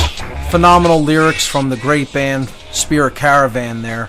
Wake up from your sleep if it's your soul you want to keep. I think, can't be any more synchromistic or time appropriate with what Ray was bringing up before the last break hit us. Ray, you were talking about how people that you try to bring these topics up to are so mentally calcified and resistant to learning and understanding the truth about what's really going on around them. You want to continue with that line of thought?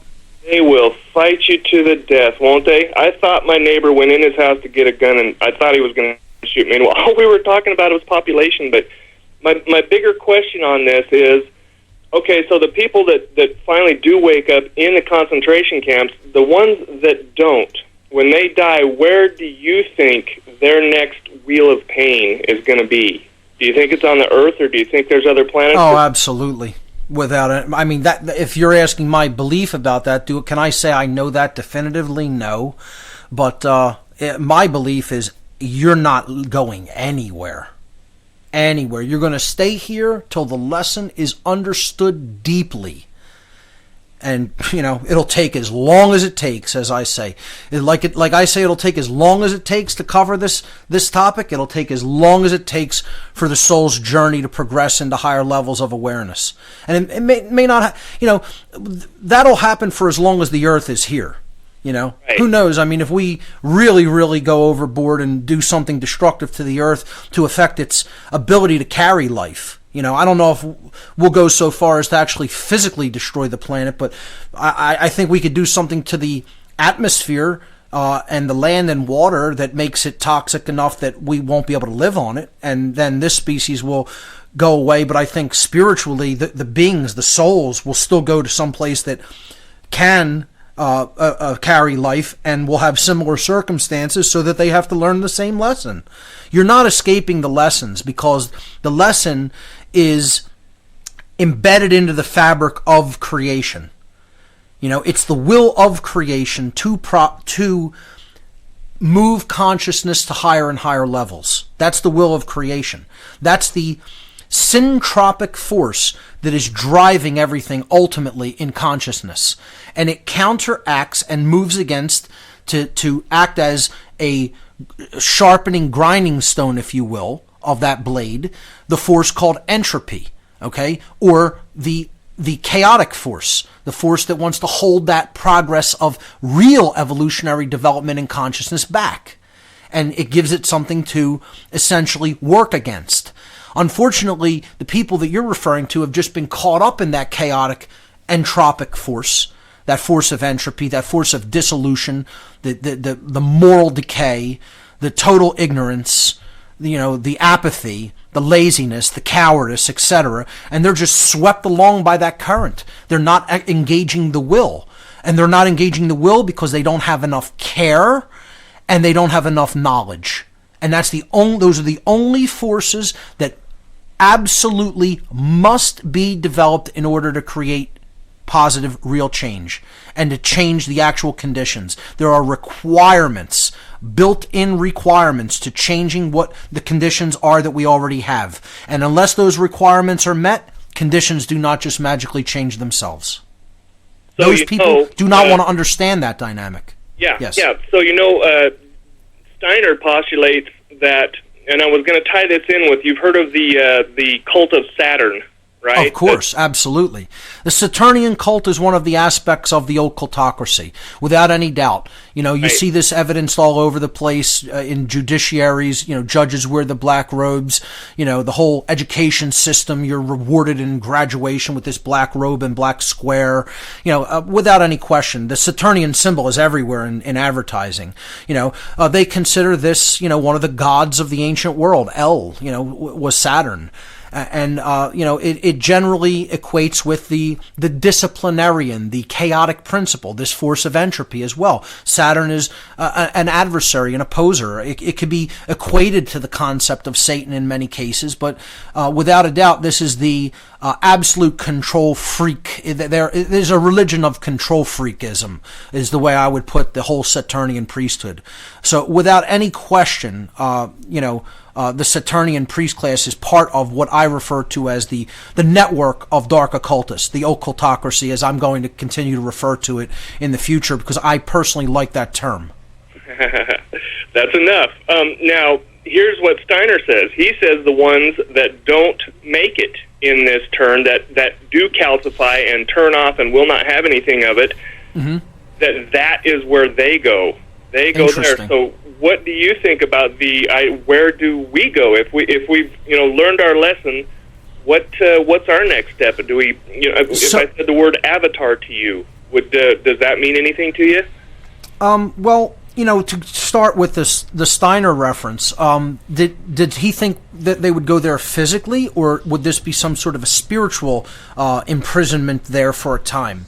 Because I'm not certain that Saturn would have a physical atmosphere capable of supporting our kind of life. So Right. Is he talking three-dimensional, or is he talking in a spiritual dimension of some kind? I got the impression that it would be spiritual. You're listening to What on Earth is Happening here on RBN. I'm your host, Mark Passio. My website, whatonearthishappening.com. We're taking your calls for the next two segments until the end of the show. Toll-free number to join us, 800-313-9443. I want to thank Ray for his call and bringing up the interesting points that he did. Let's hear from Brandon in Boston. Brandon, you are live on What on Earth is Happening. Welcome. Hey, thank you, Mark. Absolutely. What do you have for us? Can you hear me? Yes, I can. Okay. I think this is a very important topic. I'm glad that you're dedicating a lot of episodes to it until it becomes resolved, because this is a huge, ginormous topic. I kind of got turned on to this through Michael Tessarion's work on the female Illuminati. What he talked about is the Nephilim, the fallen ones who mated with the women, but what he brings up out of all this literature and mythos is that there was no protest on behalf of the women, right? And so therefore you have this sort of seducing fallen angel type, right? Sure. Sort of literary, environmental consciousness, media, what we call now. Well, in many accounts, they wanted to quote. They wanted to breed with the gods because of their capabilities, through their technology and through the influence that they held with the other beings that came here and did what they did to humanity. And many of them, like, you looked at, that's a better position to be in than just the lowly, slave species. It's this whole concept that people in a situation of control or slavery will often participate with their enslaver or the system of enslavement that they are actually in, just to have a somewhat more comfortable place within that system of enslavement. Right. Yeah. And it's totally unconscionable, Sure. And that's improving, But he brings up the fact that, why is every country named after a woman, a goddess? Europa, every continent is named after a goddess. Sure. But he also says that they probably had that technology, And I think it was Isaac Asimov who said that technology at some point becomes indistinguishable from magic. From magic, that's right. So it must have been, it could have been some sort of magic that sort of unlocked the mob zone of the tantric zone of the seduction woman, which comes through us through the vampire. Now, in that literary consciousness meme, if you want to say it like that. Well, that's exactly what those allegories are about. The seduction of the woman by the vampire class. Dragon. This is the class of the occultocracy class, the occult controllers, who are not quite human, quote unquote. They're psychopathic. They have all these resources and capabilities at their disposal, which is almost like magic. And then the women are seduced by that and want to be a part of that whole system when it's actually feeding off of them and everyone else around them. That's a perfect example. The whole vampire allegories. Absolutely, Brandon. Great point.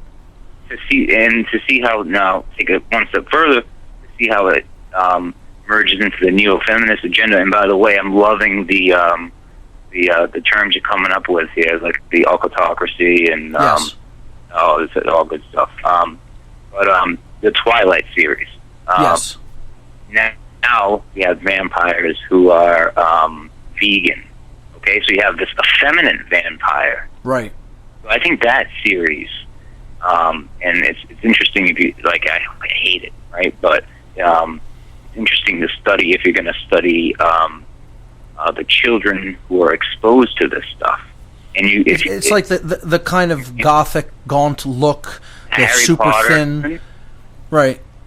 It's putting this aesthetic out there into society, and this whole gothic type mindset as well is largely about like not caring. I was just saying, like, it's become cool not to care. Not to know about what's really going on, not to care. To be seen as somebody who really deeply cares or is emotional and cares about things that are really going on is seen as, what do you want to be like that for? That just leads to stress, and that just leads to you being disappointed. This whole idea of destroying the heart energy, destroying real care for the suffering of human beings and all beings, that has to be destroyed. And I'd say that's a big part of this whole agenda as well. I mean, that's a part of the whole occult agenda in general, but it plays into the neo-feminism agenda as well. Yep. And one more thing, I just from just as my personal experience, okay, with women, their reaction to an awakened man. I mean, I don't call myself awakened, but like on the process of being awakened. Sure, I understand. You know what I mean? They go through these stages where they're like, wait a sec, they're not awakened or whatever. They'll say, well, he's not like 90% of the man slobs I know, or the horrible father figures and mothers that I've been grown and groomed to love. So, A, he must be gay, or B, I'm just going to deny that, And they actually go through the stages of grief, and then they finally come to some kind of acceptance, It's a very fascinating. I don't think anybody, psychologist, has really talked about that. I mean, Carol Gilligan or something like that. It's definitely a very difficult thing for people trying to cultivate any kind of a relationship with the opposite sex if one of the members are quote unquote awakened and very aware of what's going on, and the other is not, and is in that uncomfortable state of not really wanting to be awakened, not really wanting to know. And I've seen, relationships either totally broken up over it, or in some cases, the person who is awakened capitulating because they want to stay with that person out of comfort reasons, and deciding, I'm going to tone down my rhetoric, I'm going to tone down my action when it comes to exposing things and speaking the truth. And you know what? That's the worst place to be.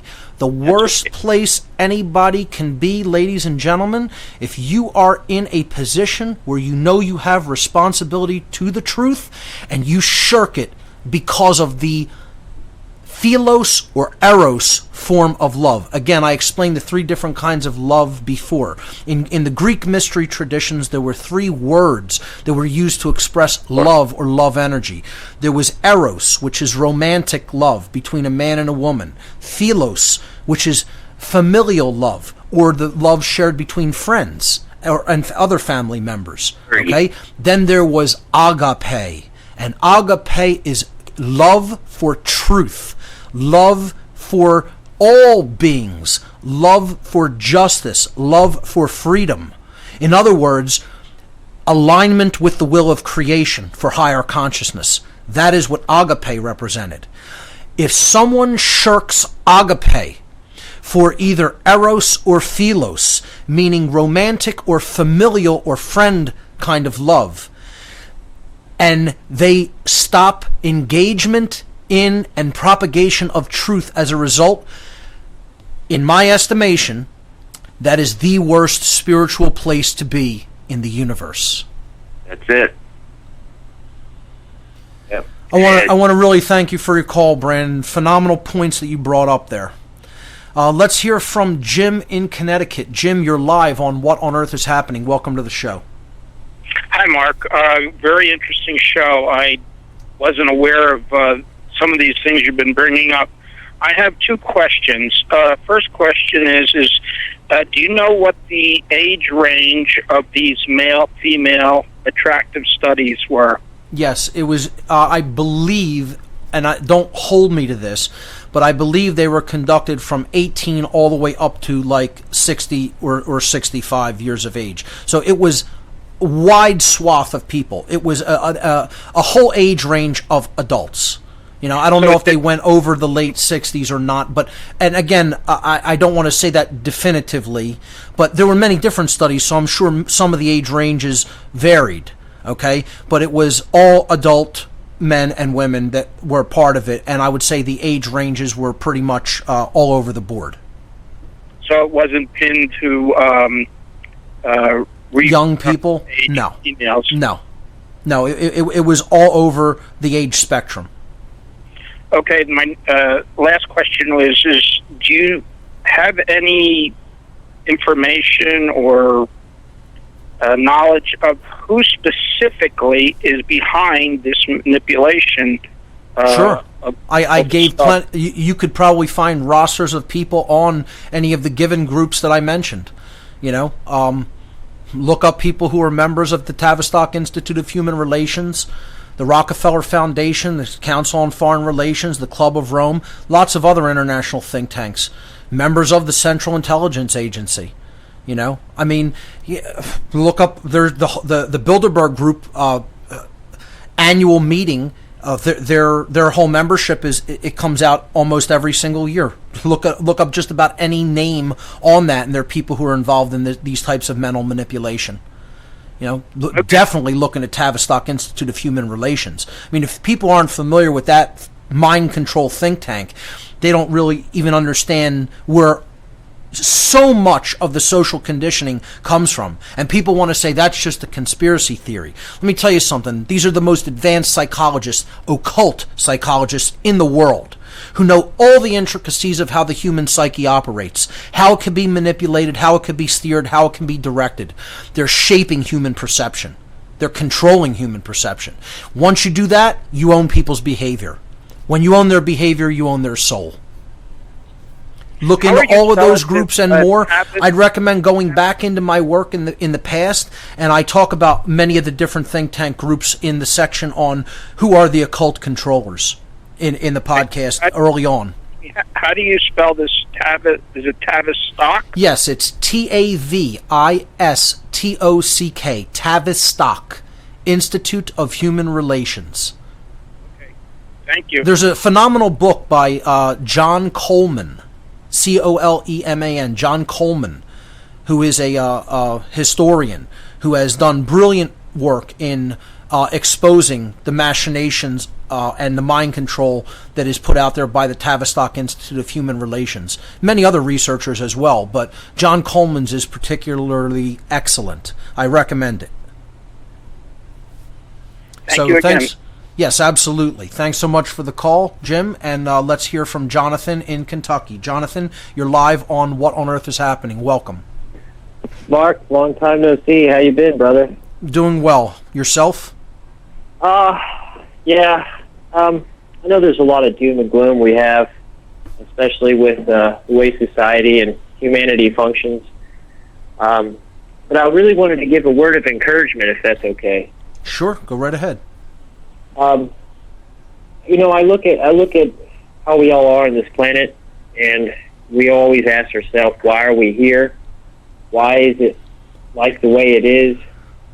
And the only thing I can come to is, what better time in the universe to be on this planet in physicality to repel this oppression? Because if we don't do it here, how do we deserve to be anywhere else? That's right. It's funny that you even mentioned that, because I was just saying this. That, people always talk about escape, but, like, what better of a place to be where the action is at, It's like, this is where the work is to be done. This is our work. This is our goal. And not so much spiritually, but I highly consider that it has to be in our DNA. We are connected to this planet, and maybe we incarnate here because of our DNA resonates with it, and we are the white blood cells of this planet, the awakened ones. I kind of like that approach. I kind of like what you've laid out there. I don't think escape is the answer. I don't think looking to other dimensions, other times, other places is the answer. I think we are here for a very specific reason, and that is to accomplish the great work of changing the consciousness of the people of this planet, because I fundamentally know in my DNA, in my soul, in my resonant energy within my being, that the universe abhors slavery. The universe wants freedom for the different aspects of itself. It doesn't want the beings of any particular planet to be enslaved. It wants for us to know the truth and be free as a result. And we do that by understanding the psyche, by understanding the aspects of the self, through self-knowledge, and then through knowledge of the laws of nature, and bring our behaviors into alignment with those laws, so that we can co-create wisely and consciously. And that's what the will of the universe is for us, to learn those things. It doesn't want slavery. It wants to see this condition called the human condition of slavery ended. And that's the work that we are here to do. That is our mission. So, Jonathan, I thank you for those words of encouragement. I think people should take them to heart. Yes, sir. I had one more quick thing to ask, and I'll take it off. Did you like your occulted tactical hat? I did receive it, and thank you. Yes, I loved it. It had the flower of life on the front, and it had the tag Anti-Archon on the back, which I thought was awesome. Yeah, thanks for that gift. I didn't realize that was you who sent that. Yeah, that's fine. If you notice, my last name is from southern Sicily, too, and my family crest, if we're talking about DNA, is a dove or a pigeon with an olive leaf in its mouth. I just wanted to throw that out there. Oh, interesting. Thanks so much. Thanks for letting me know that was you that sent that. Folks, I get great little gifts occasionally sent from listeners that are really very thoughtful and very appropriate as well. So, absolutely. Thanks so much for that, Jonathan, and thanks for the great call. Let's hear from Sterling in Texas. Sterling, you are live on What on Earth is Happening. Welcome. Hi, Mark. How are you doing? Doing well. Yourself? I'm great. I just wanted to bring up a few things about going back to parental abandonment. Sure. I think that the perfect movie or at least that I've seen, that just sums up the human condition of parental abandonment would be King of the Avenue. Have you ever seen that movie? No, I have not. Thanks for the recommendation. What is it generally about? Fantastic movie. Basically, what happens, this young white boy grows up, and he was adopted by a drug dealer, this black man. Sterling, hold on right there. We're coming up to a break. I'll let you continue this in the last segment. Ladies and gentlemen, stay with us. We'll be right back.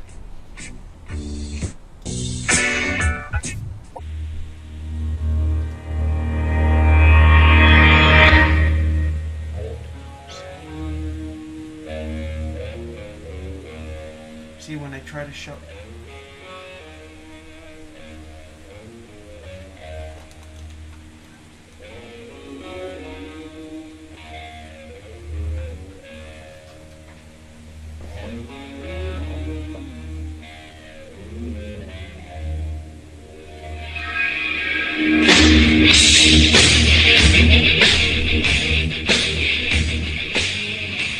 Welcome back, everyone. Final segment for What on Earth is Happening this evening. We were talking to Sterling in Texas. Sterling, I'll let you continue. Thank you. Well, I'll try to make it quick for the other callers, but basically what happens is the young white boy, he grows up with this heroin addict mother, and he always has nightmares about it. He's haunted by his childhood, and he never knew his father, and so he was adopted by this black man, this kingpin. And so what ends up happening, he was murdered, and obviously he sees all these traumatic things while he's alive, but so he grows up to become a kingpin, and he battles in the movie, or he's in conflict in the movie for King of the Avenue, is what they call it. I guess just to have control over his region. So this other guy gets the position for King of the Avenue, and he was threatening to kill his family because his father killed his father. Is this making sense? Yes. Okay.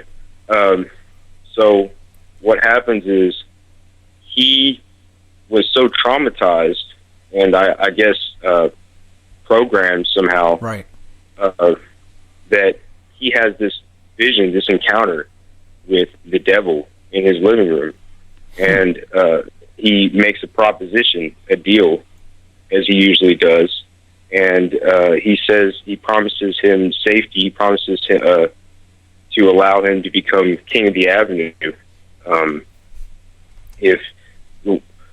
I guess he was basically just saying that he needed him to become the King of the Avenue, and he would have to summon a demon in order to do so. So what he has to do, or what he did, was he went to the grave of his father and dug up the corpse, because the devil said that he needed a conduit. So I guess that means that, like, subconsciously, that that traumatic experience would manifest into the demon that would possess him. So I mean, it's truly amazing how parental abandonment issues that create trauma are truly reflected and carry energy throughout most people's lives. And because it works at such a subconscious level in many cases, people don't even recognize the power that kind of trauma has in their lives and don't work to eradicate it because they don't even recognize it. It's like this is going on all over society, both men and women. And this is why we have to call attention to issues like this and understand that in many cases, this is driven by unresolved trauma that happens during childhood. And then the behaviors that we're conducting are actually done subconsciously without people even realizing what the real causal factors of those behaviors are. Thanks so much for the call, Sterling. Great points. Good movie to look into. I'll be doing that. That's all the time we have for this issue of What on Earth is Happening, folks. Remember, there are only two mistakes that one can ever make on the path to truth: not starting and not going all the way. Thanks for listening tonight. We'll see you right here next week.